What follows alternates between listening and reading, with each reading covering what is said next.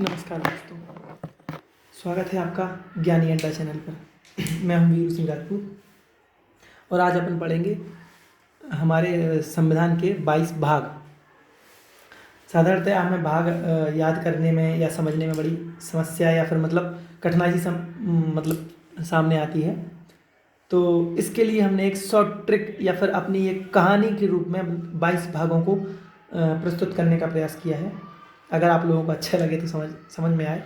और ये जो लिखा हुआ है इस पर आप विशेष तौर पर ध्यान ना दें। इसको अपन अच्छे तरीके से डिस्क्राइब करेंगे। ये मतलब जो आपको समझ में नहीं आएगा कि क्या लिख रखा है, इसको हम अच्छे से मतलब विस्तृत करके समझा देंगे। तो मतलब राइटिंग से कोई संबंध आपको क्वेश्चन नहीं रहेगा, ठीक है।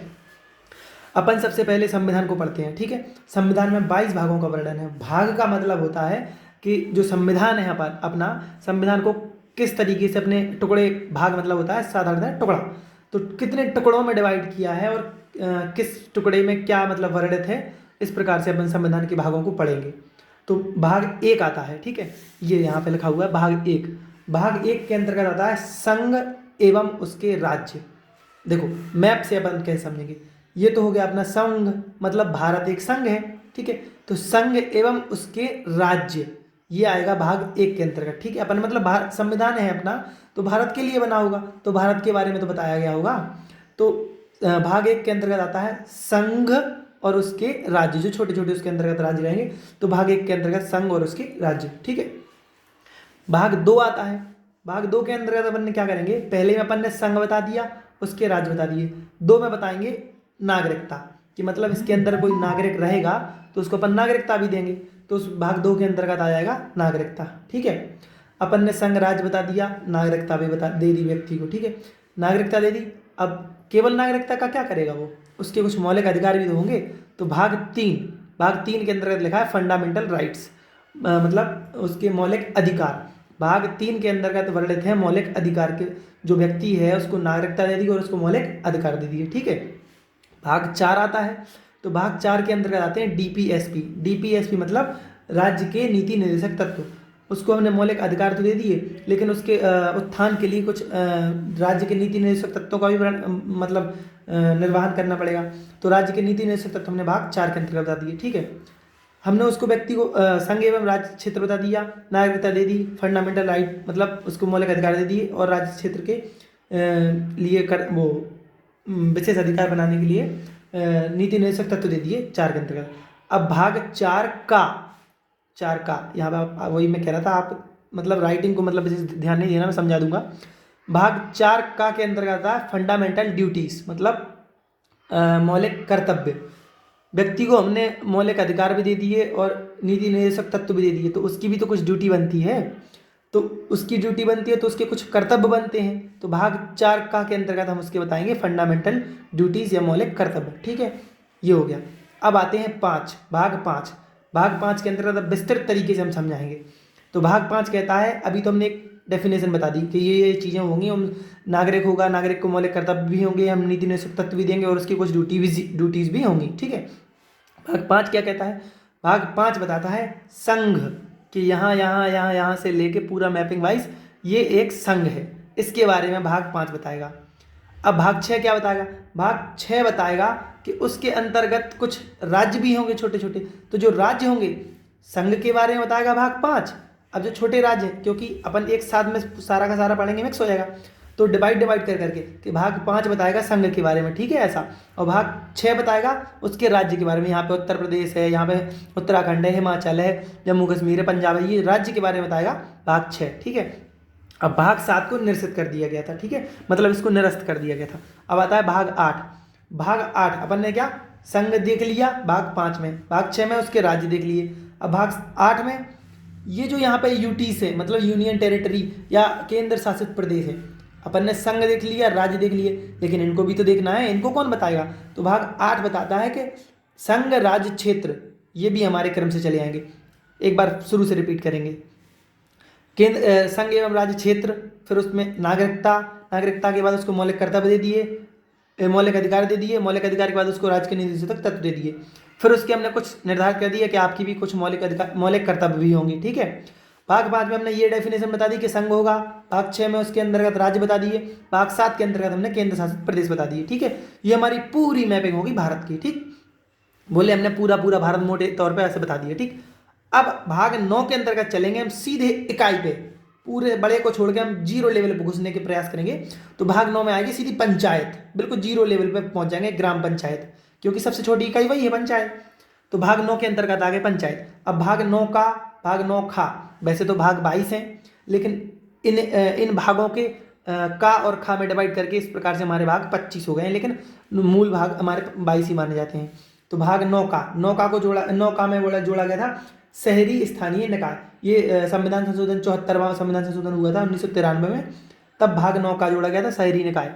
ठीक है, और भाग 9 खा सहकारी समितियां 97वें संविधान संशोधन 2011 में जोड़ा गया था, भाग 9 खा। ठीक है, तो ये तो हो गई हमारी पंचायत। भाग 9 के अंतर्गत हमारी पंचायत में पहुंच गए। लेकिन बोले भैया पंचायत थोड़ी ना इकाई है, इकाई तो वो गांव में रहने वाला वो एसटी और एससी वर्ग, वो गांव की इकाई है, वो सबसे गरीब तबका है, वो उससे छोटा कोई है नहीं है। तो भाग 10, भाग 10 के अंतर्गत अपन आते हैं एससी मतलब शेड्यूल कास्ट और एसटी शेड्यूल ट्राइब्स, इनके क्षेत्र के बारे में वर्णित होगा भाग 10 के अंतर्गत। ठीक है, भाग 11, भाग 11 के अंतर्गत होगा केंद्र राज्य संबंध। 1 मिनट, 11 को रोको। 10 पे अपन क्या था, एसटी एवं एससी एवं एसटी, अपन ने पूरा क्षेत्र पढ़ लिया था। भाग 5 के अंतर्गत संघ पढ़ लिया था, 6 के अंतर्गत राज्य पढ़ लिया था, 7 के अंतर्गत केंद्र शासित प्रदेश पढ़ लिए थे। ठीक है, और 9 के अंतर्गत पंचायत, पंचायत 10 के बाद फिर पंचायत की बिल्कुल जीरो डेप्थ पे पहुंच के एससी और एसटी, बोले सब दिखा दिया भाई साहब आपने, बड़े से लेकर छोटे तक। ठीक, अब बोले 11, भाग 11 के अंतर्गत क्या बताएंगे, संघ और जो राज्य थे इन दोनों के बीच में संबंध स्थापित जो होंगे, इसके बारे में वर्णित किस भाग के अंतर्गत होगा, भाग 11 के अंतर्गत संघ एवं राज्य के संबंध, भाग 11 के अंतर्गत वर्णित होगा। ठीक है, आता है भाग 12। भाग 12 के अंतर्गत भाई साहब संबंध तो आपने बता दिए कि संघ के और राज्य के बीच में संबंध क्या होंगे, भाग 11 के अंतर्गत। भाग 12 के अंतर्गत बताएंगे कि संघ और राज्य के वित्तीय संबंध, पैसे का संबंध बताओ, अकेले संबंध से क्या होता है। तो बोले 12 के अंतर्गत वित्तीय संबंध के बारे में या संपत्ति के बारे में संबंध, संपत्ति संबंध हो गए, वो भाग 12 के अंतर्गत हो जाएंगे। ठीक है, बोले भाई साहब आपने जीरो डेप्थ पे जाके एसटी बता दिया था, उसके बाद संघ और राज्य के हमें संबंध बता दिए। 12 में, भाग 12 में संबंध में पैसे का संबंध बता दिया। ठीक है, भाग 13 बोले अपन के पास संबंध हो गया अपना, पैसा भी आ गया, बोले अब व्यापार करेगा अपन। भाग 12 के बाद भाग 13 में व्यापार और व्यापार एवं समागम, भारत राज्य के भीतर व्यापार एवं समागम भाग 13 के अंतर्गत वर्णित किया गया है। भाग 13 के अंतर्गत कि भारत राज्य क्षेत्र के भीतर व्यापार एवं समागम। अब भाग 14 ये जो लिखा हुआ है, मतलब ये मैं मुंह से बोल दे रहा हूँ, अगर आपको समझ में नहीं आए इसीलिए मैंने कहा था आप राइटिंग वैसे ध्यान नहीं देना। तो भाग 14 के अंतर्गत क्या आता है अपन ने व्यापार पहले संबंध बना लिए, फिर पैसे का संबंध बना लिया, फिर व्यापार कर लिया, सब कर लिया अपन ने। बोले अब बस बहुत हो गया व्यापार, अपन पैसा आ गया अपने पास, अपन अब नौकरी करेगा। तो भाग 14 के अंतर्गत संघ एवं राज्य के अधीनस्थ सेवा, मतलब अपन सिविल सर्विसेज इसको मतलब बोलेंगे, तो सिविल सर्विस अब अपन जॉब करेगा। ठीक, सिविल सर्विसेज जो आती हैं भाग 14 के अंतर्गत। तो बोले पैसा आ गया, व्यापार कर लिया अपन, अब जॉब करेगा।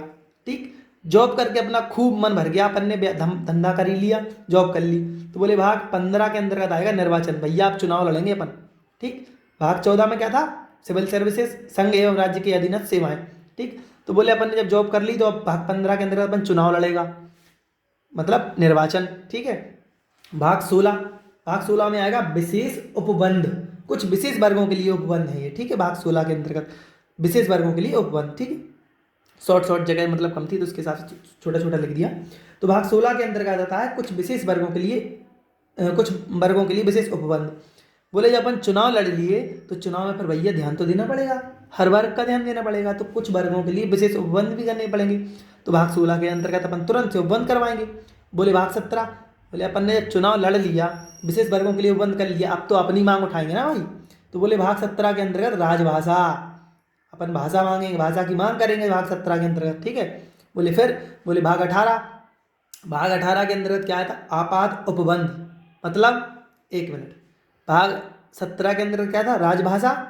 राजभाषा के लिए जब अपन आंदोलन करेंगे या मांग करेंगे तो भैया कुछ तो बवाल होगा। जब बवाल कटेगा तो उपबंध, आपात उपबंध, मतलब कहीं हो सकता है दंगे भड़क जाए तो आपातकाल लगाना पड़ेगा, तो आपात उपबंध दिखाना पड़ेगा। तो आपातकाल काय में आएगा, आपात उपबंध 18, भाग 18 के अंतर्गत। ठीक है, अब भाग 18 के अंदर 18 के बाद आएगा भाग 19।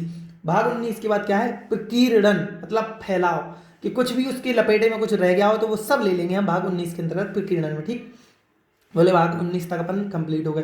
भाग 20, भाग 20 में क्या हो, बोले अब अगर कुछ बचा हो संविधान में, जितना अपन ने सब कुछ कवर कर लिया, अब कहीं ऊंच नीच हो रही हो तो अपन भाग 20 के अंतर्गत संशोधन कर डालेंगे।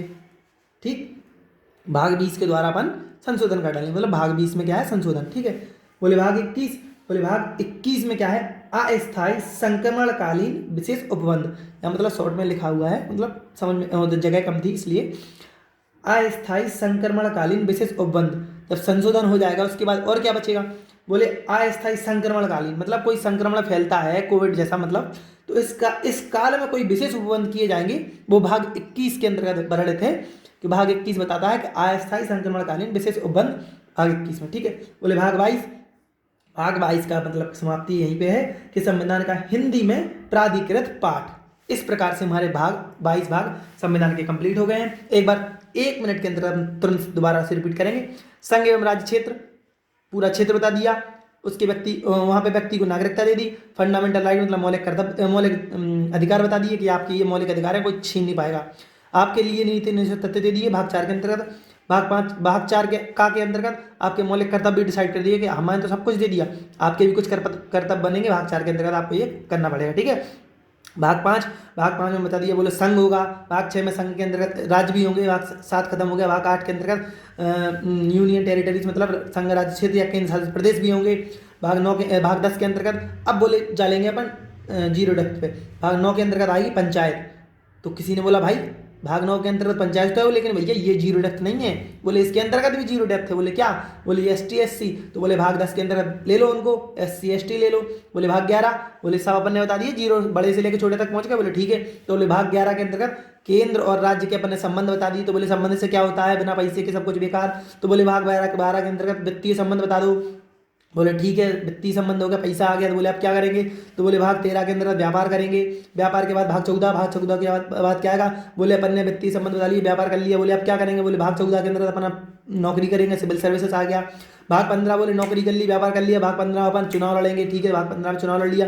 भाग 16 में मतलब बोले जब चुनाव लड़ लिया तो कुछ सब सारे वर्गों का ध्यान देना पड़ेगा ना, तो विशेष वर्गों के लिए बंद भी हो गया। भाग 17 बोले विशेष वर्गों के लिए बंद हो गया। तो बोले अब अपने पास सब कुछ हो गया, नौकरी कर ली, व्यापार कर लिया, चुनाव लड़ लिया। तो बोले अपन अब राजभाषा की मांग करेंगे। भाग 17 राजभाषा की मांग करी। बोले तो हो सकता है दंगे वंगे भड़क जाए, कहीं बवाल कट जाए। तो बोले फिर क्या होगा, बोले भाग 18 के अंदर आपातकालीन उपबंध। बोले आपात भी ध्यान, उस पर भी ध्यान देना है। तो बोले ठीक है, भाग 18 आपातकालीन उपबंध। भाग 19 बोले आप कुछ बचा हो तो प्रकीर्णन के अंतर्गत सब कुछ लपेट लो। प्रकीर्णन मतलब फैलाओ। ठीक है, तो भाग 19 में प्रकीर्णन। बोले अब बोले भाग 20 बोले सब कुछ अपन ने पूरा संविधान बता दिया। अगर कहीं कुछ ऊंच नीच होती है तो भाग 20 के अंतर्गत अपन संशोधन कर डालो। संविधान भाग 20 संशोधन आएगा। इसमें 368 अनुच्छेद 368 के अंतर्गत संविधान संशोधन हो जाएगा। संविधान संशोधन की प्रक्रिया ली गई, कहाँ से गई है, दक्षिण अफ्रीका से हमने संविधान संशोधन की प्रक्रिया ली है। ठीक है, तो भाग 20 हो गया। भाग 21 में बोले अस्थायी संक्रमणकालीन विशेष उपबंध, मतलब कहीं कोविड जैसे मतलब कोई संक्रमण फैलता है तो उस टाइम पे कोई विशेष उपबंध हमें बनाने की आवश्यकता पड़ती है। तो भाग 21 के अंतर्गत हम वो हाले बना डालेंगे। ठीक है, बोले भाग 22 में संविधान का हिंदी में प्राधिकरण पाठ। धन्यवाद। अगर आपको ये प्रकार हमारा अच्छा लगा हो तो इसको लाइक कर देना। धन्यवाद।